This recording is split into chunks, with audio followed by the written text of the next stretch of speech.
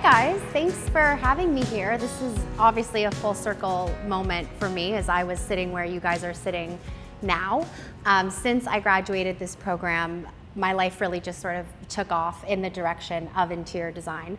I do strongly believe that this program set me up for the foundation and the confidence that I needed. And I loved my time here, and to be honest, I'm back here and I'm like, oh my gosh, this looks so different. It looks a lot nicer now than it did before. But anyways, yeah, we'll have a Q&A session at the end of this and you can ask me all of your questions, but kind of the nuts and bolts of my journey did start here. I also had my internship through Yorkville University, which was amazing. My grand goal was to move to New York City. And really, through this program, I built my portfolio to be able to do that. So my biggest advice, truly to everybody, is to take this education, but back it up with your internships and your actual in-workplace experience. That way, when you go and apply for these potential designers that you want to work for, they're seeing that you have the education, the skill, and also the background. Take on free work, a neighbor, a friend, a boyfriend, a girlfriend, whatever. Take on free work, take those photos of those images and rooms that you've designed and show that.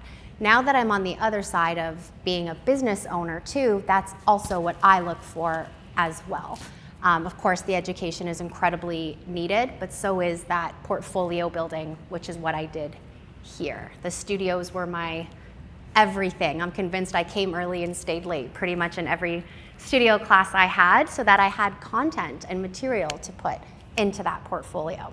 So from there, yes, I got a job in New York City, and that was purely based on the experience that I had here. Again, that's working with other designers, having a pretty stacked portfolio, and learning the CAD, the SketchUp, all of those courses that I don't really miss. It was a lot of work, and congratulations for all of you for making it this far. It is a long journey, but it is so, so worth it. And there's another life outside of these four walls, and it's exciting. It's what you make it, really. But that's kind of my nuts and bolts of where I am now. It's been an amazing journey, and I'll forever love this place for it because it was a lot of work, but it was worth it in the end, for sure. I put together a presentation for you guys. Really just kind of showcasing some of the recent projects that we've done at my studio. I do specialize in residential, so you'll notice that all of these are homes. So this is a little bit about our firm. As I discussed, we are based in New York City, and we do take on residential projects, which is kind of my bread and butter. I absolutely love residential. It's really a personal experience working with your clients, and I love that about it. So this is our kitchen that we recently finished. It was a full gut renovation. The kitchen before was atrocious. So we really kind of used our space planning skills, of course, our elevations, all of that to make this kitchen come to life. That powder room that you can kind of see there at the bottom, what actually it used to be a powder room, which is now a butler's pantry.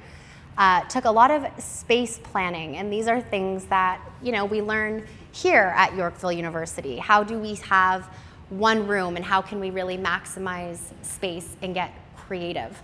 This is why I loved this residential studio class so much at this school, because you have, and if you're not in this course yet, it's amazing. You have the same client the entire semester, and it is very realistic to what it's actually like in the workspace. So this is kind of our one kitchen that we did do in this project. We actually just did for charity, it was for breast cancer in the Hamptons. Our firm was chosen to do the Holiday Hampton House.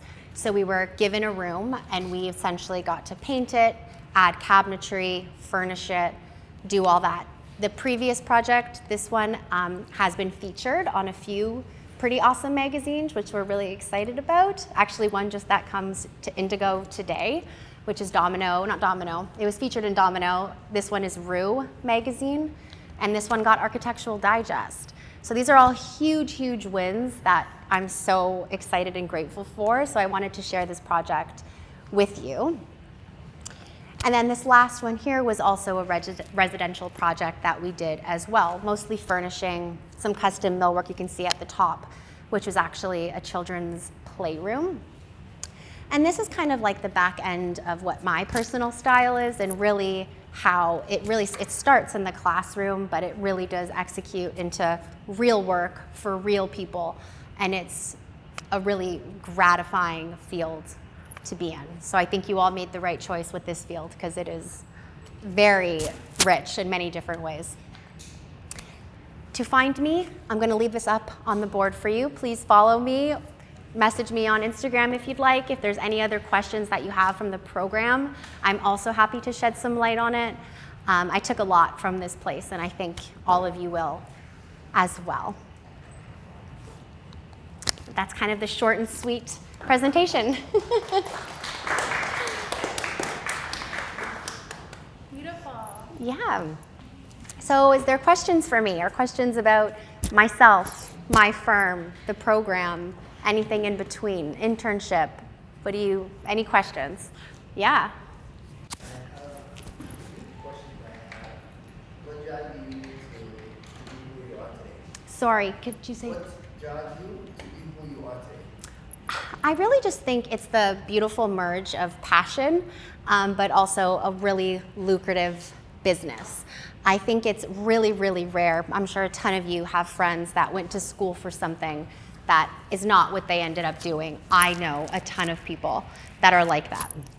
And that's totally fine, it happens, but to be able to merge something that you love so, so much and be able to make it your own, whether that's opening up your own design studio, which is a whole other topic, or working for a firm, equally as valuable and wonderful, just dependent on if you're open to owning a business or if you're more open to being someone's right-hand man.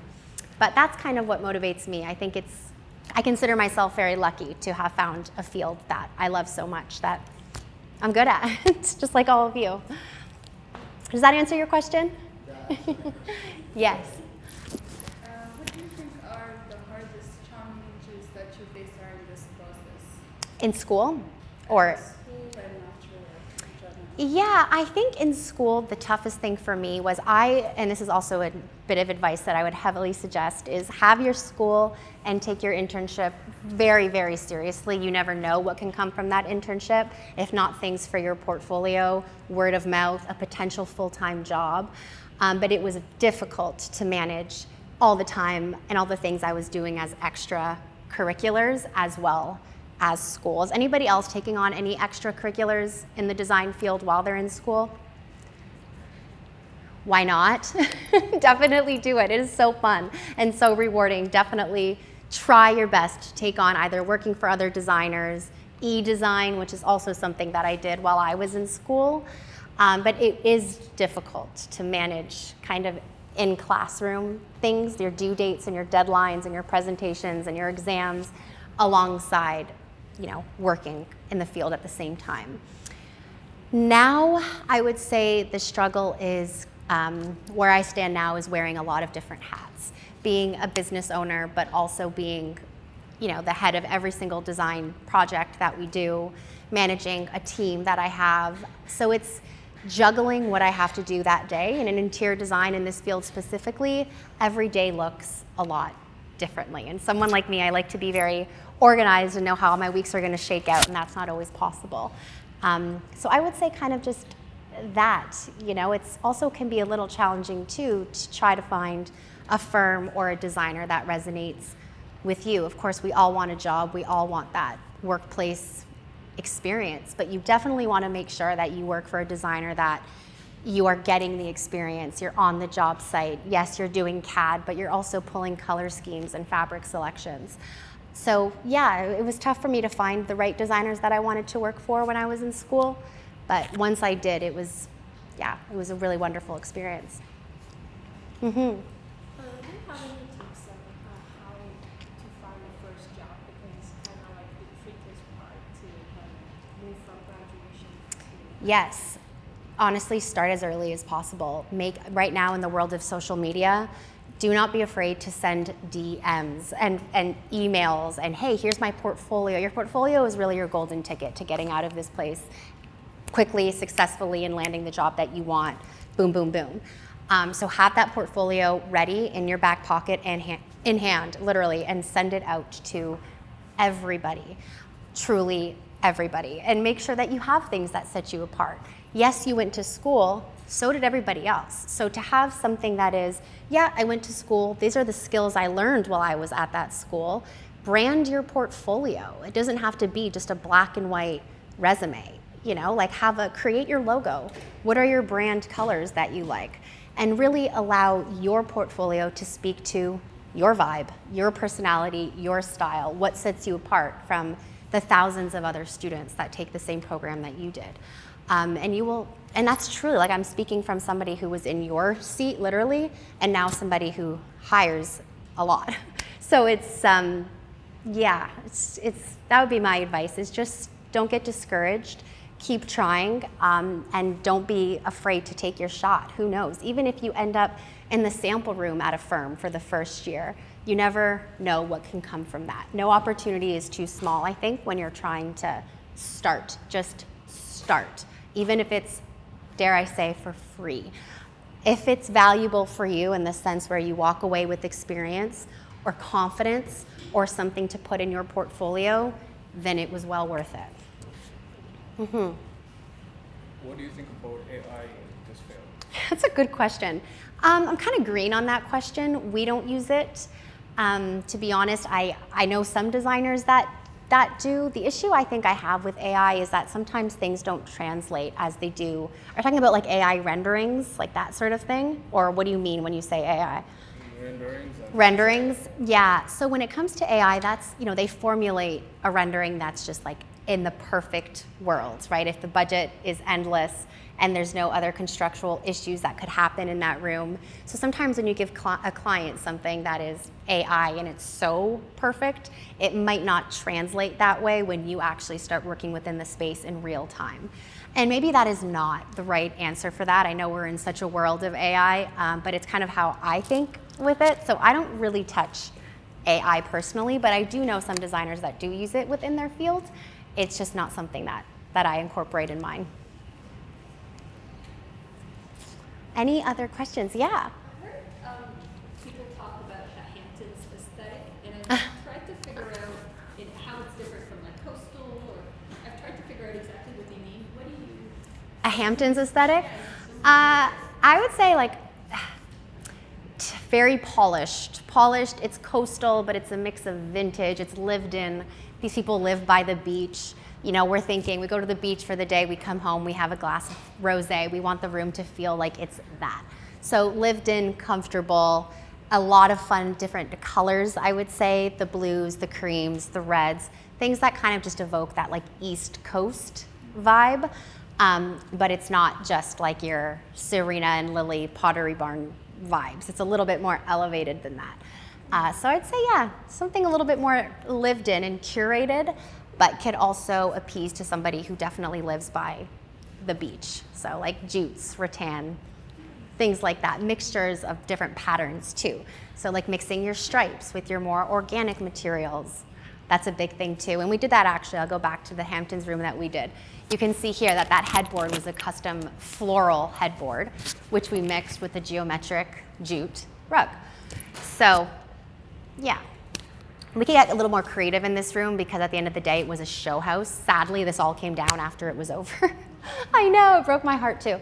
But yeah, but then again, like, don't try to fit into a style anyways. It's kind of that's the beauty of being an interior designer, is it's whatever kind of strikes that balance between your style and why somebody would be hiring you, but also the client's style too. So you can kind of get creative and make your own version of what Hamptons is to you. But that's what I would say. Yeah, of course. Yeah. Do you challenge yourself when you design, or do you stay with the basics? I challenge myself for sure. I like to. For example, do you, stick with the same colors, the color palette, everything, or do you try to change them? But for me, what I'm doing right now, at first I was using the same colors, but then I was like, I'm not doing anything. I'm just using the same theme, same color palette. I'm not doing anything at all. So I'm trying to change that habit. Yeah. But I feel like it's gonna be a really challenging thing for me because I feel like those colors are not my favorite. why do I have to use them? You know what I mean? Yeah. So do you do that? Well, I don't. Personally, like my personal style is I like to mix and match things that are unexpected. Yeah, and even kind of looking at these three, we have a green kitchen, we have a pink room. Yeah, we have a neutral room and the whole playroom's blue. So I like to play with color, but also in a way that feels intentional, but also neutral and timeless. But that's me, right? And that's totally fine. If you're more of a neutral aesthetic girl and that's your vibe, then run with it. I don't think that you need to fit yourself into any box if it doesn't align with you. And when you start to grow within this field, clients will come to you for that reason. Would somebody come to me and say, hey, Nicole, I want a super modern, contemporary, white apartment? No, they probably wouldn't hire me for that. I'm more into like layered and unexpected moments and things that feel just more aligned with my style.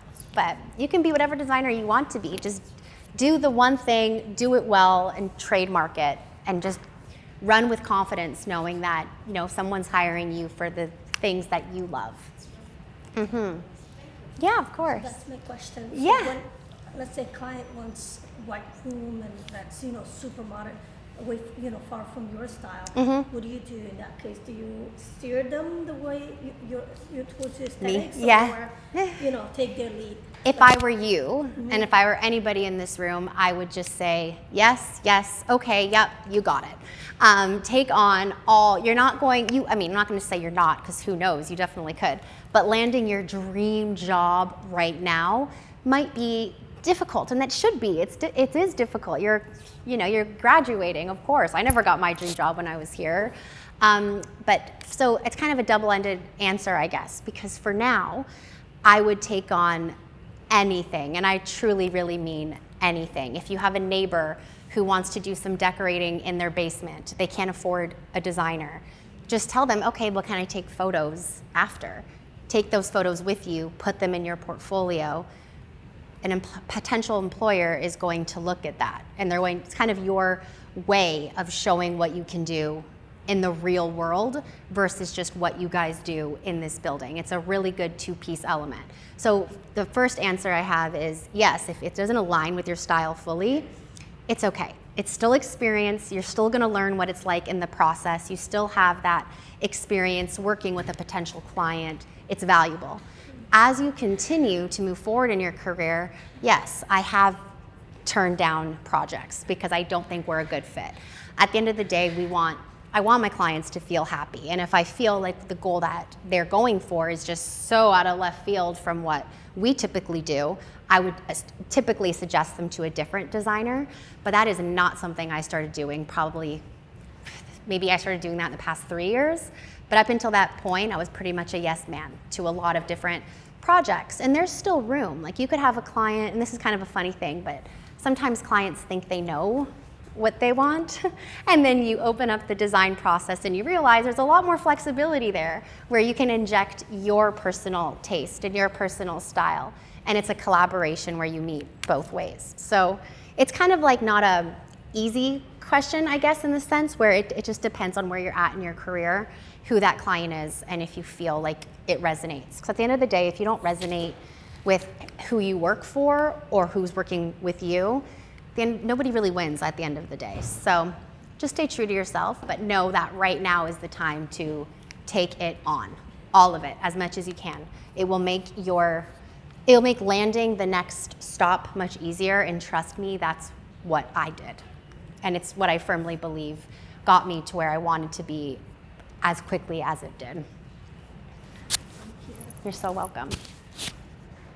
What sales technique do you use in terms of pitching? What really works? Is it the technical stuff or? Oh yeah, that's a great question. It's really a mix. So when we do our presentations, we have our design boards, which have a room with all the furniture, the paint color, light fixtures on a board. Then we show the floor plan, which is in CAD. And then we also do elevations as well. The elevations we render in Photoshop. So if we're doing a kitchen, we'll pop it into Photoshop. We'll add what material is the countertop, what color are the cabinets, kind of make that black and white CAD drawing come to life a little bit. And then we also bring a boatload of samples. So as many samples as we can get our hands on, whether that's paint colors, window treatments, hardware samples, hardwood, anything. And that's kind of what we do. And it's just an in-person meeting kind of like this, and we just review it all. But it's kind of all the above. It's everything. CAD is everything, like for sure. It's a program that I use daily. And even if I don't have to use it because I have somebody else that can do it, I enjoy it. I want to have full autonomy over my designs. I want to know that, you know, if I'm looking at a plan and I see that there's something wrong with it, I want to be able to quickly fix it without having to call somebody to fix my drawings. So AutoCAD, huge, huge, huge, especially when you're looking for new work. Everybody and anybody is going to make sure that that is a skill that you know inside and out, for sure. It was for me and is still for me now. When I hire, it would be very difficult for me to feel confident to bring somebody on who didn't have that background. And that was a huge skill that I learned here. That was not something I knew before. But in terms of presentation, yeah, it's all the above. Clients want to see the construction side of it, so is your contractor or your mill worker or architect or whoever you need to bring on. But they want to see the pretty stuff too. So that's where the renderings come in, the design boards, and all the tangible samples that you can feel. Because it's like, hey, do you want to spend $5,000 on a sofa? Well, I don't know. Here's the fabric. You tell me, do you like it? And you're creating that experience with your clients of something that makes them so excited. And I think that's kind of the best part when you're envisioning something that they never would have came to terms with by themselves. And that's why you're so valuable, because you have that brain and you have that creativity. Does that answer that question? Yeah. Okay. Anything else? Yeah. In your portfolio, what do you think stood out more that helped you land your? I'm sorry, I can't hear you. In your portfolio. Yeah. What do you think stood out more that helped you land your dream jobs? So I think it was, again, kind of the same answer. It's kind of a mix of things. I think when it comes to a strong portfolio, it's your opportunity to show everything that you can do. So your skill set, maybe on your portfolio it says that you can do CAD. Okay, but like, can you? So you'd want to see images of what your CAD drawings look like. All of these things that I'm talking to you about are things that I also did here, that I just literally copied and pasted into that portfolio. So I would suggest a mix of construction drawings, definitely a mix of maybe your SketchUp or your Photoshop skills, in addition to all those technical things that set you apart. So again, any rooms that you've designed, anything that you've done on your own, that just shows who you are. And what I had a lot of fun doing, I was never a graphic designer, I'm not a graphic designer, but I had a lot of fun making my own brand. And even if that brand never materialized into anything, full disclosure, it did, but even if at that moment it didn't, I was thinking about what colors resonate with me, what's my vibe, what kind of logo do I want, what fonts do I want. So that way, the minute you press send and somebody's receiving that portfolio, right off the bat, they're having this experience of, all right, yeah, this is good. Like, this isn't just a black and white regular portfolio that I've seen 1,000 of. So when you're making your portfolio, just genuinely think about what represents you and how you can convey that to a potential employer. Okay? Mm-hmm. What is it that you regret doing when you were here at school and that you regret doing when you first started? My business? Yeah, like when you first got out of school. Oh, that is a good question. Regret doing here. Okay, this is probably gonna sound like, yeah, okay, eye roll, but I probably regret not doing this course sooner. When I graduated high school, I've actually never really been a full-blown, I love school person. And because of that, I kind of diddle-daddled right out of high school into what I was going to do. So I would say that honestly, my regret is I don't think I had the confidence at that time in my life to pursue a degree in interior design. I wish I did. It was probably for 1,000,001 reasons that I didn't at that time. So I wish that I would have just stuck to my gut, because I've always loved this field. My mom, right there, she should also had been a designer.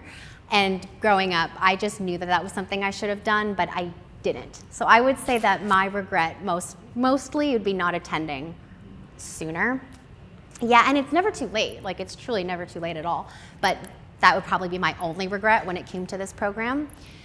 And regret as a business, you know, truthfully, I don't know if I have a regret when I started my business. I think that there were a lot of things I would go back and do differently, because boy, the learning curves are next level. But then again, learning those things made me who I am now too. And there was so many mistakes, even when I wasn't a business owner, even working for someone else. I mean, I could be here all day telling you the things that I did wrong in my first few jobs, but you don't do them again, or you take something from them and you learn. And be prepared, you're going to make mistakes. Maybe you're drawing a floor plan for somebody and you took the wrong measurements and now they're in love with the rug that doesn't fit in your space, which might have happened to me. So, you know, it's little things like that. Now I measure 3 times, and there's just things, and those regrets or those mistakes, they translate into strength if you let them. So yeah, I don't really look at it as any regrets, just more so lessons that I don't think I would ever forget. And you have to give yourself grace with that. We're all learning. Mm-hmm. Yes? Do you feel like connections are everything when it comes to starting out in this field? And with that, how did you find the right connections, or just the opportunities to be able to travel with your work? Yeah, so yes, connections are everything, absolutely. I had mentioned before to this gentleman that it is, you know, in this world that we live in with Instagram and the internet, don't be afraid to shoot your shot with any firm. Even if you think, oh God, I could never land that job, try and keep trying. When you do something great, show them what you've done. Keep that connection alive. People will remember you if you make them, which sounds like harassment, but no, it's persistence is everything. So yeah, have your connections, whether that's through, again, taking on work, internships, word of mouth, branding, social media, whatever it is. Find jobs and people that will remember their experience with you. And I'm sorry, the second part of your question. How were you able to find the opportunity to travel within your? Oh, like when I moved to New York? Yeah. So that one I got lucky. My mom, oh my God, who's filming right now, she is American, and I got my dual citizenship through her. And I did that pretty early on, and even before I got my American passport, I was really I had it in my head that I was going to live in New York and work there. So, you know, I would have taken on even just an internship, even if it was, you know, next to nothing, even if it meant I worked as a barista and I was working for free. It was the experience, and in the beginning, I think this should be the mindset. It's the experience, not so much the money yet. And it will change, that will change, and that should change. But right now, you're only as valuable as the things that you can physically show to somebody and how you feel, your own confidence. It's hard to get that confidence unless you're actually walking the walk and doing the things. And it's hard and it's uncomfortable and it takes time, but it is worth it. So actually when I moved to New York, it was an amazing designer who I was actually like an Instagram friend, really, believe it or not. And she hired me as a junior designer. And that was my first. Before that, I worked as a design assistant and also an intern. Gosh, again, I feel like I'd be here all day to tell you all the things I did while I was in school. But again, what she looked at and what she further told me was it was, you know, a mix of the portfolio and a mix of the experience going into it right out of university that landed me that job. And it's a whole other story about how New York went for me the first few years, but it was amazing and I'm still here, and nothing worth it comes without some challenges. So it wasn't always a walk in the park, but we made it. We're on the other side. Does that answer your question? Okay, good, you're welcome. Yes? You mentioned that your mom is in the field of design. She's not, but she should be. Yeah, she's not in the field of design, but you should have seen our homes growing up. They were like so beautiful. She makes custom curtains, all the things. So what I meant by that was that it was always in me, and I saw design all around me, and I should have just stuck to that at 18, but I had other plans at that time in my life, and I wish that I did that earlier. But yes, my mom is not in the field, but should be in the field. Oh. Second question. You mentioned e-design. We should start with e-design Mm. in our own. So what other things that we should start on? Yes, I love this question because, yeah, if you haven't already told or can tell, I'm super passionate about having your school alongside your experience. That's, if you take anything from this, it's that. So e-design was amazing. The company I worked for at the time was called Laurel and Wolf. Now they have Decorista and Havenly. Havenly, Havenly. And really what that did for me is it was online, right? So I was able to kind of manage that workload with my school workload. Sometimes I would literally come into before a lecture 3 hours before and just work on e-design. And really it's wonderful because you get a real client, you get paid, and it's a real client who's gonna come to you with rooms, a room, whatever, a hallway, an outdoor patio, and they're going to send you their measurements, and you can really create a design package for them. It taught me how to also communicate with clients, like in email, which is something that is hard to do in a school setting. But I had the school setting to have that confidence that I can do this job because I've learned XYZ here. So now that translates into the real world now that I'm taking on an actual project. So e-design was good. And again, I would ask them for photos when that project's done and throw that in your portfolio. Did you have a question? Saw your hand kind of go up. Oh, okay. Yeah, that's okay. Yes. Was it your dream to become an interior designer? Sorry? Was it your dream to become? Absolutely. Yes. Yeah. It was without a doubt my biggest dream was to be an interior designer and for to eventually have my own studio. Were you inspired by anyone around you? I mean, Always mom. I think I was just inspired by what I thought, like maybe like potential me, I think I was inspired by. I think I just knew that I loved it so much, and I enjoyed the study component. I heavily enjoyed the workplace, and I just knew and believed in myself that I could really run with this. So I think that that was such a massive motivation for me, was kind of like my future self. But also, of course, you know, you have family and friends, your biggest supporters all the time, other designers that you might look up to. I have my favorites, and those were always a constant too. I used to be heavy into podcasts of like, how did she do that? And try to do that my own way. So kind of a magnitude of things really, but kind of just in picturing yourself, like where do you genuinely want to be after this? Like, 'cause this is all gonna come to an end. Then what? You know, like your professors have done their job. You are all well equipped once you finish this program, that's for sure. But now it's up to you, right? So what you decide to do with that is 100%. Your success rate or what it looks like for you in the design world is solely based on you. And I think that could be a motivator in itself. It was for me. Yeah. So I don't know, you go first. I'll come back to you. Okay, then you go first. Okay. So do you still do practice alongside your work, and like how much time you spend on practice and work every day or every week? Like how long, like how many hours do I work kind of thing? Yeah. You know, it's really difficult to answer that question because it depends on what the project is. You know, on average, I don't really have, it's not like a salary job for me. So it kind of just, some weeks will be quiet, other weeks will be insane. There could be 1 week where I work 20 hours. There could be another week where I've docked 80. Not happily, but it does happen. And you have to be prepared for those lulls. My mom and I were actually just laughing because in January it was so quiet, and I was kind of like, hello, you know, wrapped up all our larger projects, and now we're fully booked. Now we're not taking on any other projects until the end of summer. So it looks different, and that's something of the field that, again, I also really love, because it's not a 9 to 5. It could be if you work for somebody else, for sure. But now that I've made that transition into my own business, it's kind of like around the clock. If I'm taking some days off that week, I'll work a weekend. Like it kind of just depends. I know that's not like really a black and white answer, but it's hard to answer that because it really is just ever changing, dependent on the project itself. Thank you. Yes, of course. So my question is, you've been in our field, you've been in our struggle. So Yes. as us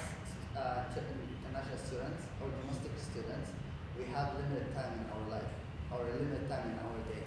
What do you advise us to start on, even though that we have a tight time? Besides e-design, we want to do something physically, like, for example, like working with other designer. But what should I do as Okay. someone that doesn't have no experience, doesn't have that much of knowledge to be with them or helping them? I Okay. feel like more burden than being a helper. So when you say limited time, do you mean because your school days are so long, or what do you mean by that? Because most of us work and study Mm-hmm. and come to school.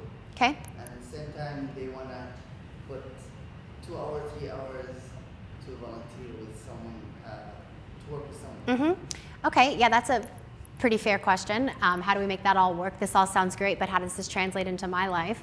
Well, to be honest, like when I was in school, I didn't work for any other job that wasn't in the field. So any job, I used to work at Starbucks way back when, wasn't going to serve me anymore. So, you know, it's kind of that, it sounds maybe intense, but I was sort of, my mindset was, why would I be spending hours? You're right, your days are limited. So why would I be spending hours, you know, at a coffee shop or doing something that is not relevant to what my next step is?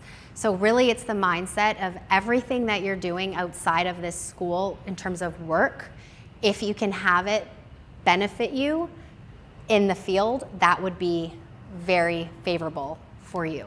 Even if it is like a weekend internship. I know all this sounds like crappy, but it is really very, very valuable. And I would highly recommend that if you are taking on 1-2 jobs and you're getting close to graduation and you want to get that portfolio ready, reconsider, not to say everybody goes out and quits their jobs that aren't in the field, but it's something to think about. Maybe kind of nix those hours that aren't serving you and find those hours somewhere else that will. Because like I said, your time is going to end here and you only have what you have to show for what you did during that time.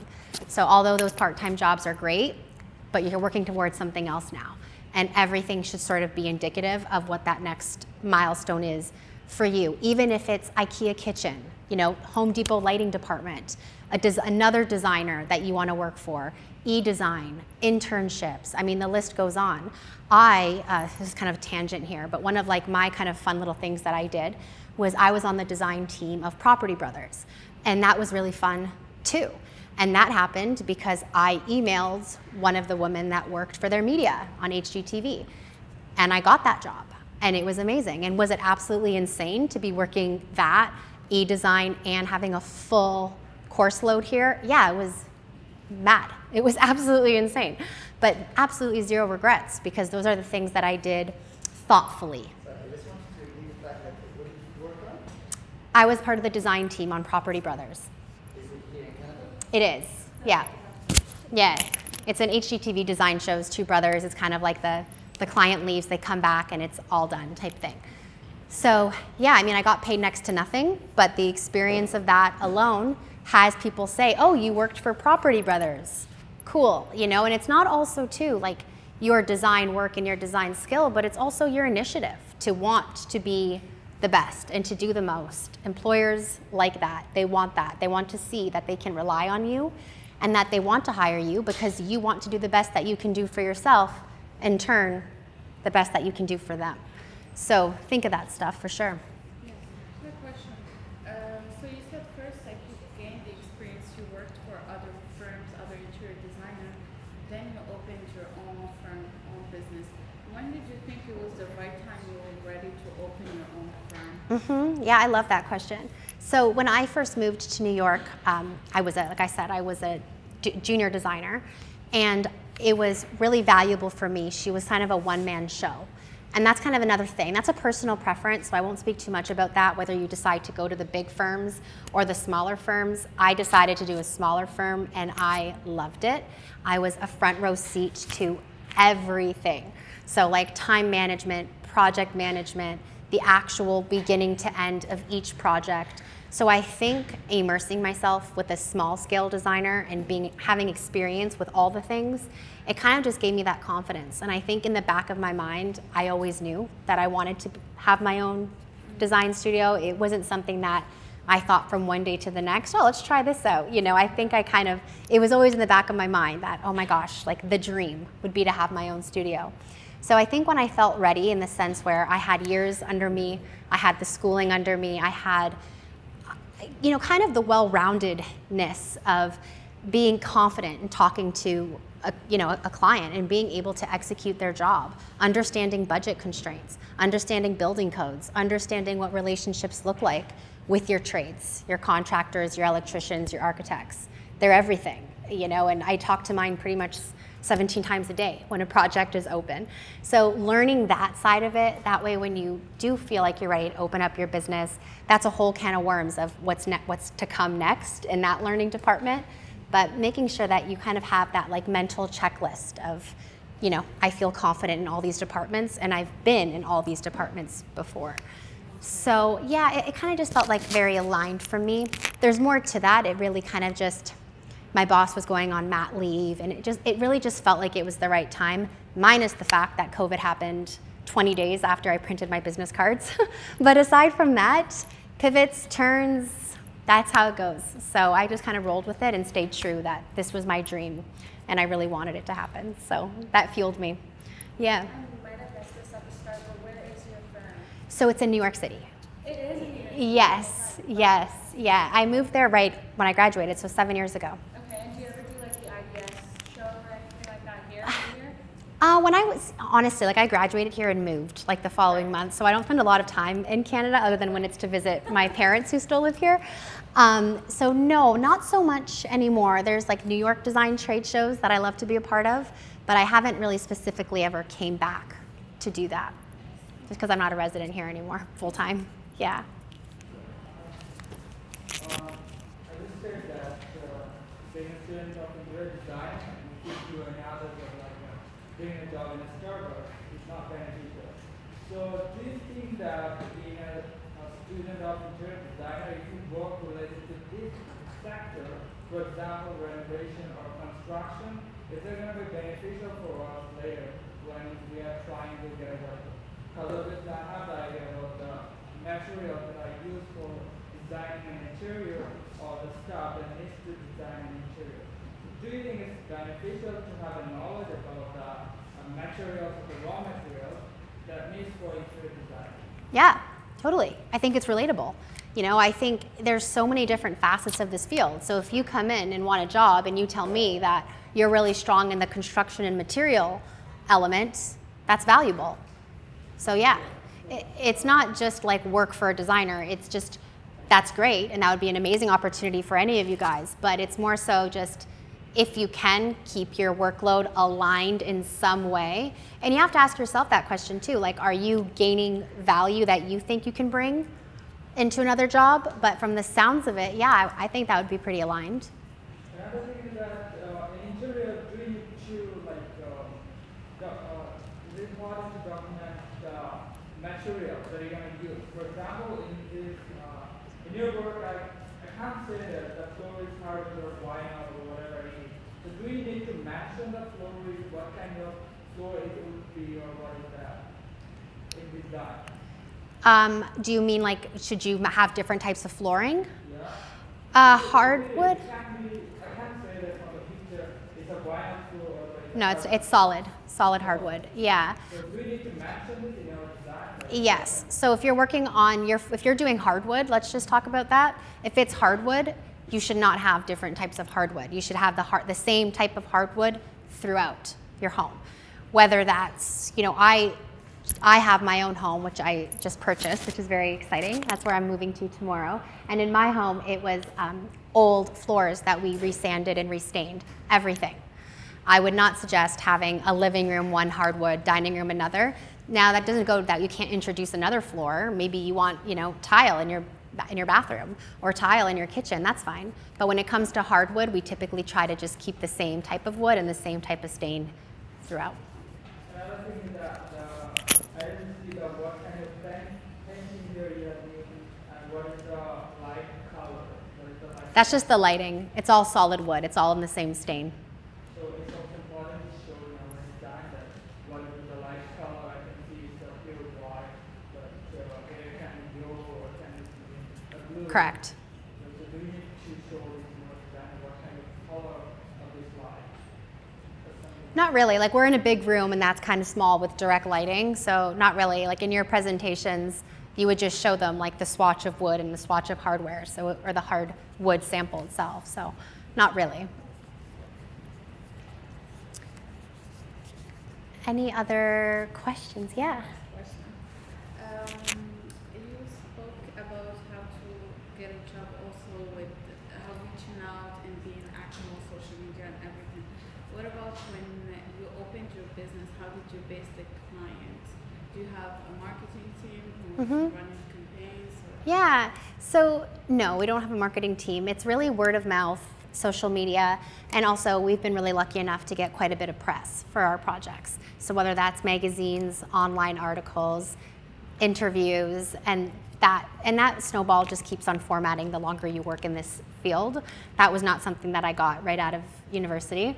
But I would say, yeah, it's a mix of like press releases, media exposure, and social media, and just even return clients or clients who, you know, you've done their living room and their dining room for them. Their friends come over, they love it. You know, your work is your portfolio. That really is what it is. So word of mouth is everything.